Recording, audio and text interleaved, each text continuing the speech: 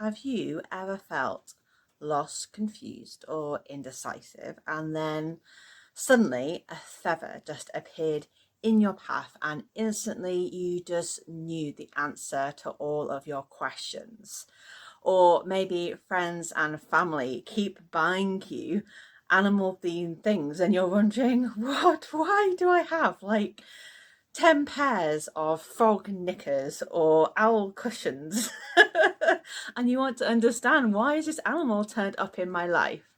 Or perhaps an animal has appeared to you in a dream and you're wondering, what does this symbolize? What does this mean? How can this help me with my current challenge or obstacle?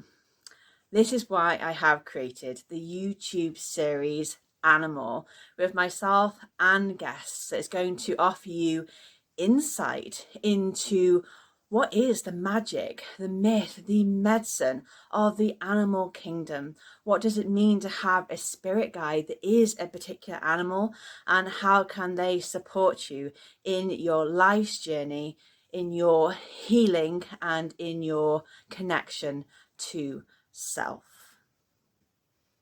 So whether you are seeking an animal guide, or you want to understand yours better, or maybe even yourself better, or perhaps you're just curious about the symbology, the mythology, the wisdom, medicine, and magic of animals, then this is the perfect series of interviews for you. An easy and accessible way to understand the relevance of animal spirit guides to you, along with practical tips and tools for integrating the wisdom of animals into your everyday life and into your spiritual practice. Now let us fly, gallop, and dive into this episode and the support and inspiration that will empower you. So welcome to this episode of Animal. I am super excited to have Leslie with me in this episode, and she's going to be sharing about the magic, the myth, and the medicine of lynx. So Leslie Corbin is an intuitive eco-spiritualist and land priestess who helps her clients recognize the divine spark that exists within all of us. She practices energy work and reads her clients' past lives, Akashic records, human and animal spirit guides, and soul signature. She's also a QHHT and BQH practitioner. She hosts the Past Lives Cafe podcast and the Mystical Mermaid Lounge podcast. So thank you so much for being here, Leslie. Thank you. I am so excited to talk with you. This topic speaks to my heart. Yeah, we were just talking about kind of like how amazing animals are. So let's get into it. Absolutely. And I would love for you to share first kind of a little bit, for those maybe who don't know, what lynx is. So how are they different to other cats? Obviously, we know that they are a large cat, but could you just explain like who and what the lynx is? Yeah, absolutely. The lynx is, and we were talking about this, Rachel, a very specific subset of the large cat group. And in the States, they live in Alaska, Canada. So this is a very winter oriented animal. And she's specifically built, designed to handle the heavy snows and the winter and frost. She's got big, very wide paws that actually act like snowshoes on the terrain. So and she spoke to me because winter is, I love all the seasons, but I do love winter. I'm one of the few people that says snow, yay. So when I, felt really called to the lynx and her just ability to navigate the winter, and just her resilience, I felt like she and I were kindred soul on a lot of different levels. Yeah, thank you for that. Excited to kind of get into more of the medicine that lynx offers. So if a lynx were to appear to somebody, perhaps as a spirit guide, or they just started seeing kind of lynx, popping up in images, what do you think it would mean for that person? Do they have a specific kind of medicine that they offer to people? Brilliant question. The lynx is the keeper of universal secrets, and she has the ability to see and hear with a third eye and a third ear. And so when lynx pops up, however, in books, in documentaries, pictures, or if you're lucky enough in person, you know that the universe is giving you the message to be aware to all of the energy around you. And the other thing that she's really good at is helping you feel the vibrational knowledge, that ancient wisdom that we all carry within our DNA. And she helps us tune into that so that we then feel more connected to each other and the earth that we're lucky to be here, being wards of. Hmm. So how does her medicine, I say her, but him and her, they, how does their medicine kind of is different to other cats, So what makes them different to say lions, or we're talking about cougars or snow leopards? What makes them absolutely unique, like, as a spirit guide or as an animal, I So, suppose, as well? yeah, great question. One of the amazing things about them is that their primary food in the wintertime is the snowshoe hare. And the snowshoe hare's population plummets, it expands and then plummets every 11 years. And if anyone is aware of what a master number is, the number 11 is so incredibly powerful. It is indicative of revelation, of mysticism, occult, and inspiration. And so when Lynx really came to me as my power animal, I thought about my life in terms of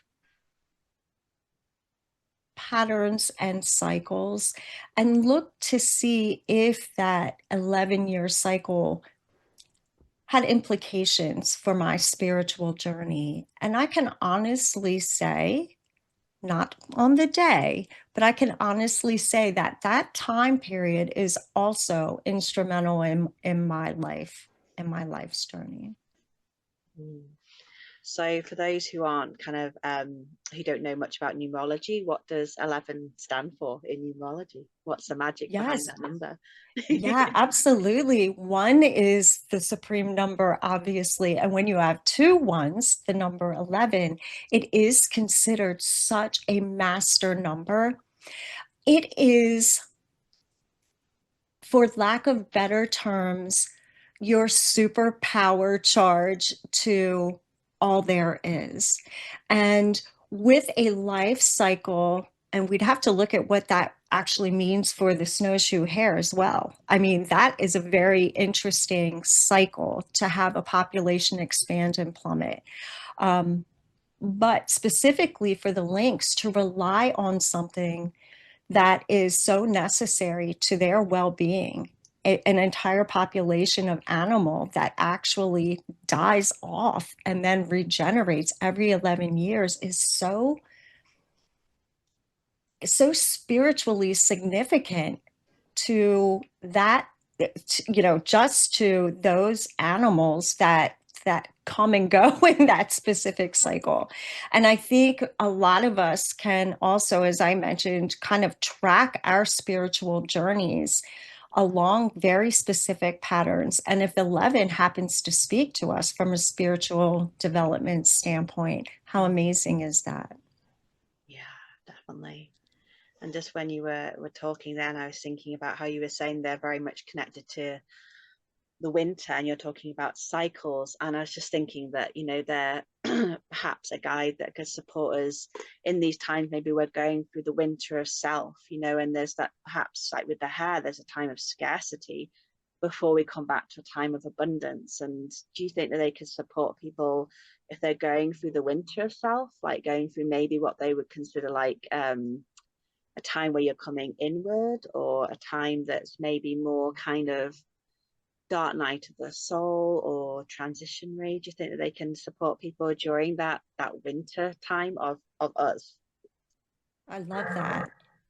I mean, in reality, we all go through cycles, right? Our cultures go through cycles. And I think the the the symbolism of winter in and of itself being a time of hibernation, being a time of dormancy, like you mentioned, of going within, is is just indicative of how we all feel when we need rest, when we need that time to kind of disconnect from the world in so many ways that we feel so, in some cases, overconnected.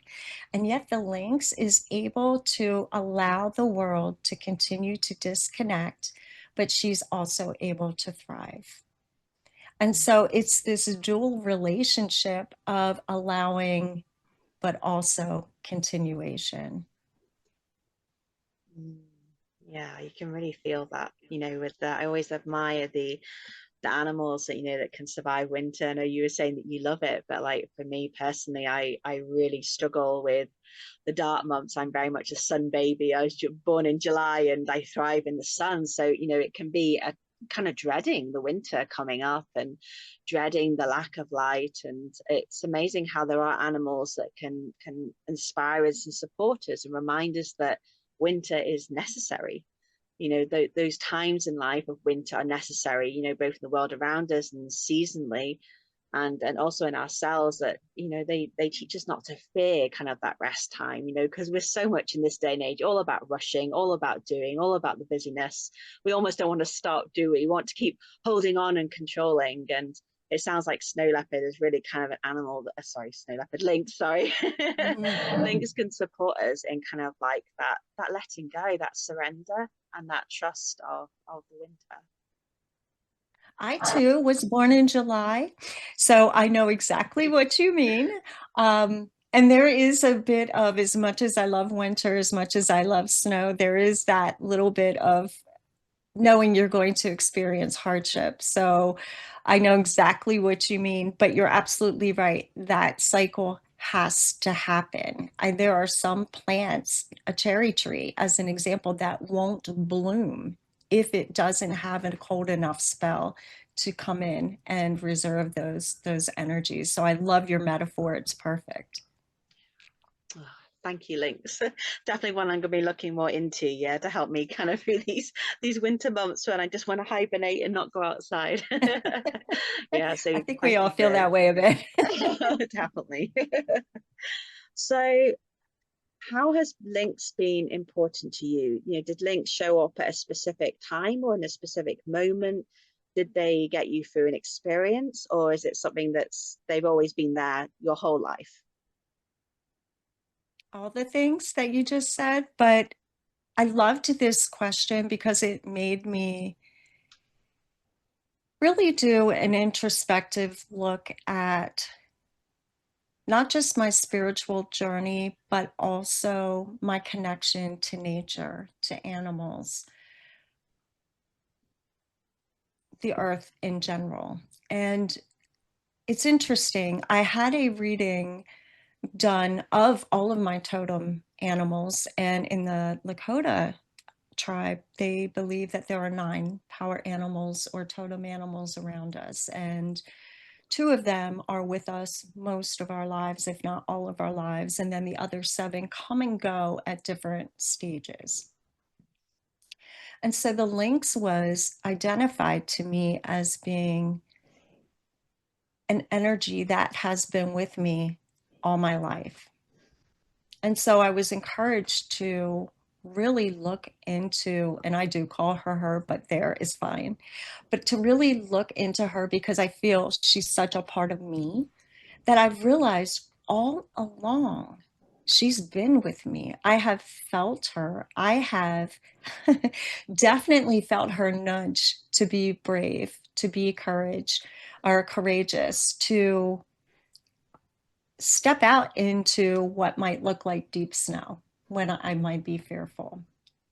But it was this reading in particular that happened within the last couple of years that really made me think about her medicine in particular and what she's done for me. And I think at my age, I'm going through my third Saturn return. And for the astrologers out there or people who've heard of this scary time period, it is a very cyclical time period of retrospection and looking back at what I've given as much as what I've taken. And she has encouraged me to feel more emboldened to give back in ways that resonate with her energy as well. That universal inner knowledge, that ability to use your third ear and your third eye, that ability to walk softly but still be powerful, spoke to me in my third Saturn return and gave me the courage I need to face, hopefully, my next Saturn return. Yeah, so maybe for those that don't know astrology, because they may be completely new to this, could you just explain what the Saturn return is, perhaps? That would be useful. Thank you. Yeah, sure. I am far from an astrologer, but seeing that I'm in the midst of my third Saturn return, I'm sorry, did I say my third? I'm in my second Saturn return. I apologize. That would make me almost 90. You look really good for your age. We'll do a commercial about my face cream later. But yeah, my second Saturn return, apologize. A Saturn return in astrology happens every 27 to 29-ish years. And it's the time that Saturn takes to travel around the entire Earth back to the place in which we were born or on our birth date. And each Saturn return or that time period is, from what I've gathered, being in the midst of one, is, as I mentioned, one of retrospection and also introspection, but also indicative of a major change in our lives. And so being in this second Saturn return, or my second 27th to 29th year, has been a major time period of questioning, what does this mean that I'm not youthful in terms of Western culture anymore? How do I embrace inner knowing as well as the experiences that I have had? And what specifically am I going to be able to do with this information and these experiences going forward? So that in a nutshell is where I am within my second Saturn return. And I don't think it's ironic that Lynx showed up to provide me medicine at this time period in which I am not just questioning what I've given and what I've taken, but also my mortality in a lot of ways. Yeah, that's fascinating. Thank you for sharing that in more depth. I'm sure it will inspire, and I'm sure there are people that will relate to that as well. So do let us know in the comments if that kind of resonates for you, if you're also in that period, and have any further questions. And what was coming forward when you were explaining that was just how wonderful it is that certain animals turn up at certain periods of our life, like they kind of are almost matched astrologically or seasonally. Like, and I was thinking about like how you get a lot of teenagers when they're exploring kind of their sexuality will have things like rabbit will turn up, or for the mothers they have animals like pig will come forward. And it we were talking before about how amazing it is that animals are just kind of unconditional and unrelenting in their love and their support. And I love that they kind of know what we're going through at a certain period of time, and they think, oh, like, I put their hand up, like, I'll come and help, like, I can do this period, I'll step in and be your mentor through this. And I just think that's absolutely amazing, and if you are going through a certain time period, that there is an animal guide and ally that you could seek out to help you through that specific kind of like threshold, or portal. Absolutely. Yeah, absolutely. And the other thing, Rachel, that you said made me mindful of the fact that in typical terms, the lynx is gray. And so the graying of the hair as we get older, or just the graying or dulling of youthfulness been has been difficult for someone when my children are grown, and thinking of myself in different terms and how I show up in the world. But to your point, the animal continues to move on. They use that knowledge that they've gained throughout their lifetimes, as long as they're able to live, and they use that to thrive, and they don't question their importance or their significance, I think, the way a lot of us humans tend to do. Yeah, and that can be such an inspiration for us. Like, we always feel like, don't we, that we have to prove our value or prove our worth, and I always think of cats, especially, kind of, they just embody that. They're like, I am so worthy of all the worship and and all of the attention. I think we can definitely learn something from Absolutely. that. Absolutely. In my next life, I'm going to be a cat. Oh yes. They do get the best life, I think, for sure. So where is Lynx native to? Is Lynx native specifically, you're in North America, aren't you? So is it from that area? Because I know a lot of people that um worry sometimes that animals, are intimately connected to land, of course, but that can exclude them from connecting to them if it's not like their land animal, I suppose. So if it's not native kind of to them, but I'm sure you will say that, the lynx is open to anybody, but is it specifically from North America? It is well known that it is in the northern parts of North America, and there were areas of North America that were a little bit more south, but we're certainly not talking, very hot climate. Maybe the Yellowstone area, Montana, the northern states, that the lynx is starting to migrate back down to. And while I believe, as you mentioned, that while it's important to honor where something is indigenous to, I did read the other day that an albino lynx was found in Spain. So that's a different continent altogether. How she got there, I don't know. Maybe, and I'm no geographical wizard to say that she does or does not belong there. But I absolutely agree with you that where you can tap into these energies, however they come to you, do it, because their lives are energetically here to support the universe. And we're part of that. And as humans, we often act and feel so disconnected. Either we're hierarchical, at the top of the food chain, or we think we're destroying the earth, but we are the earth.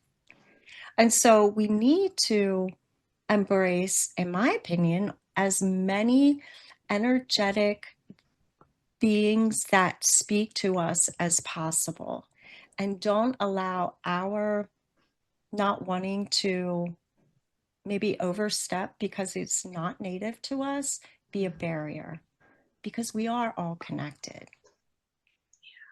Yeah, thank you for emphasizing that, because it is something that students kind of approach me a lot, about, I mean, especially when it comes to deities, but that can also apply to animals, like, oh, it's not from my country, so how can I know it and how can I understand it? But there's no limitations when it comes to like the energy and the spirit, of course. Like, like my primary guides I work with are wolves and lions, and I've never hugged one of them. I wouldn't be here to tell the Absolutely. tale, but but I still can work with them on a spiritual level, and I like to remind people of that. So yeah, thank you for emphasizing that. Absolutely. So for those that want to connect to Lynx as, a spirit guide, like whether they've been approached by them or whether they're just listening and thinking, wow, I really want to like invite Lynx in, what would be kind of like your advice or your tips and tools perhaps for people to work with Lynx? Oh, good question.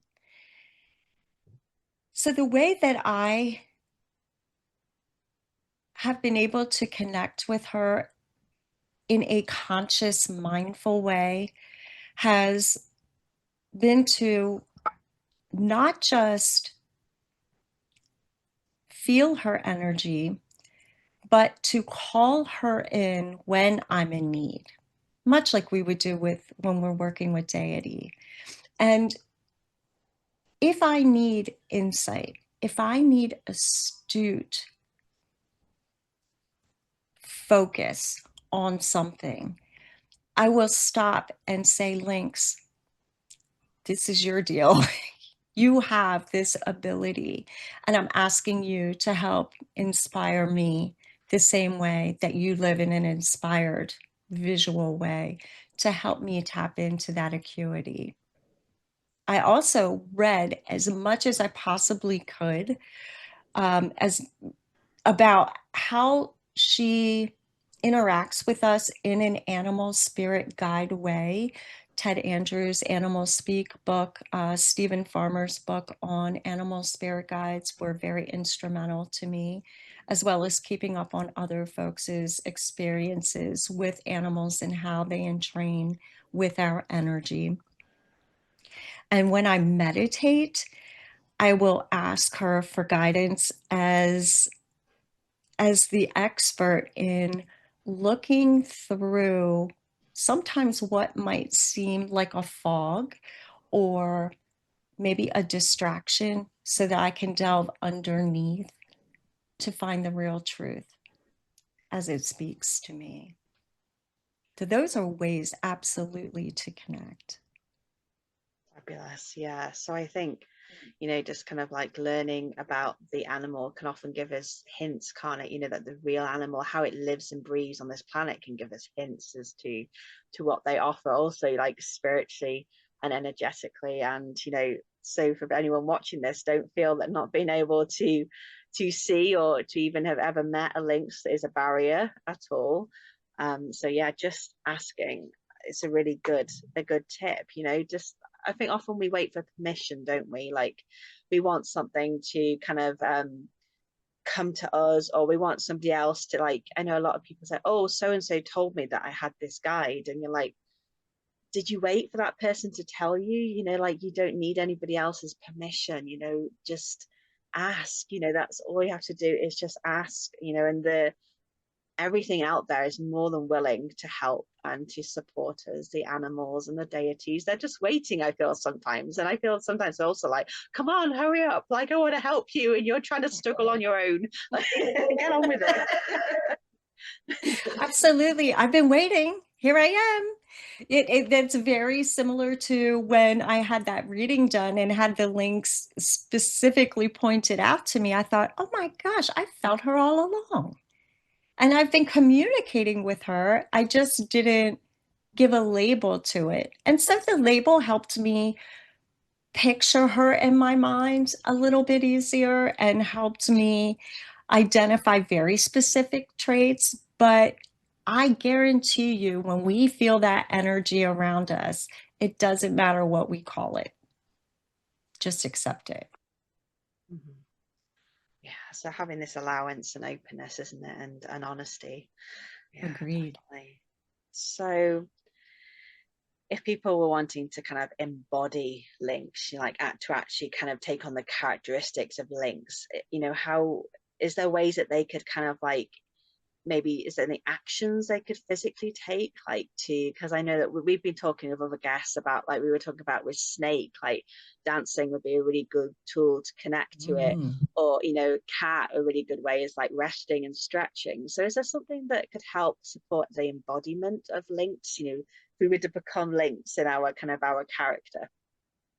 Absolutely.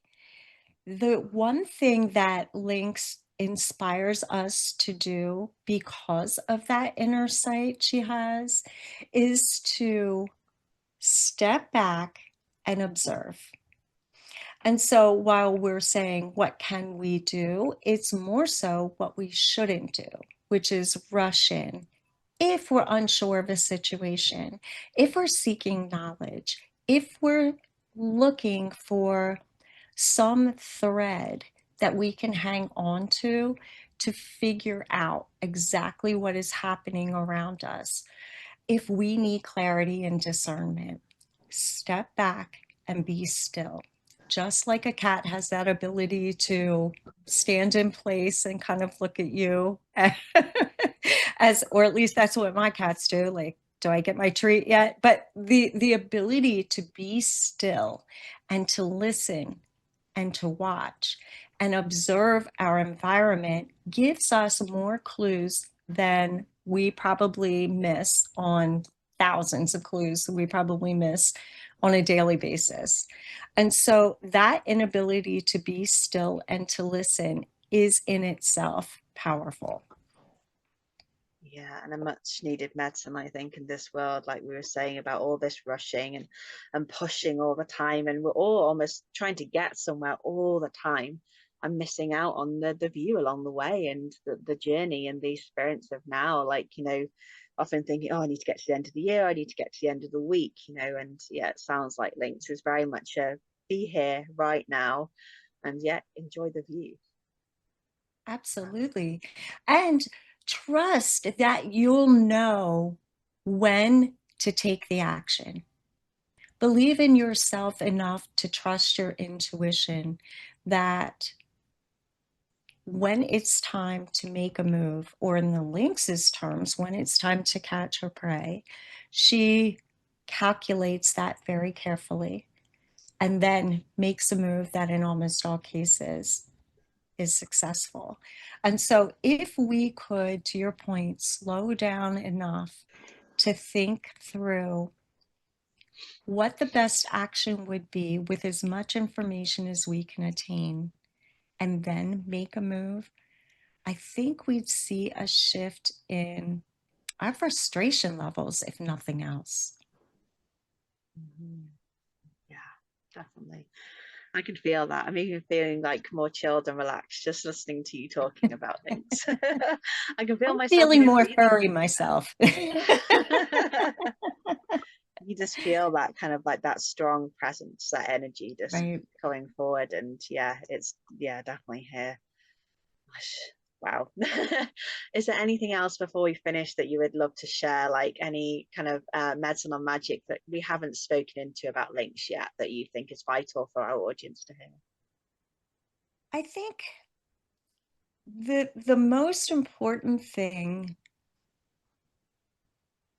because she does have inner wisdom and inner knowledge, is that we spend a fair amount of time questioning ourselves through the lens of, do other people think the way I think? Do other people feel the way I feel? Am I crazy? Is this just my imagination? And I think very similarly to how we've disconnected from nature, we've also disconnected from our imagination. We act as if it doesn't have validatable proof of something that we then rely on our logic, our mathematical, our scientific brains. And if nothing else, the lynx is able to calculate in her imagination where she believes her prey is going to go, where she believes she left her kit behind, where she believes or senses where something is underneath the snow. And that is using her imagination as well as her experience. And so, to the extent that we can tap into that for ourselves, I think it's amazing. We've let that part of ourselves go with this constant connectivity. And so, let's tap in to our inner knowledge, our imagination, and believe in ourselves. Mm-hmm. Yeah, really powerful words. Thank you, Leslie. And thank you for sharing all about the wisdom and the magic of lynx, and for sharing your own medicine as well with our audience. And there is lots to take away here. So I encourage everybody that's watching this to go away and feel into lynx more, and maybe research them and find ways that you can connect to them and support them on our planet as well. If you have any further questions that you want Leslie to answer, anything that's kind of like, oh, I'd love to know more about that, or maybe your biggest takeaway, then do pop it down in the comments. And yeah, thank you so much, Leslie, for being here and for being a wonderful guest. Thank you so much. You honored me with this request, and I am so thankful to share this information. Thank you. Thank you for being here, and thank you for everybody watching this episode that is part of our YouTube series Animal, that's about the myth and the magic of animals. And it's really a way of saying thank you to all of the guidance and the inspiration that the animal kingdom provide us as part of their unconditional love. So do check out other episodes as well to find out more about other animal guides. So thank you for being here, and thank you for watching, and I'll see you soon.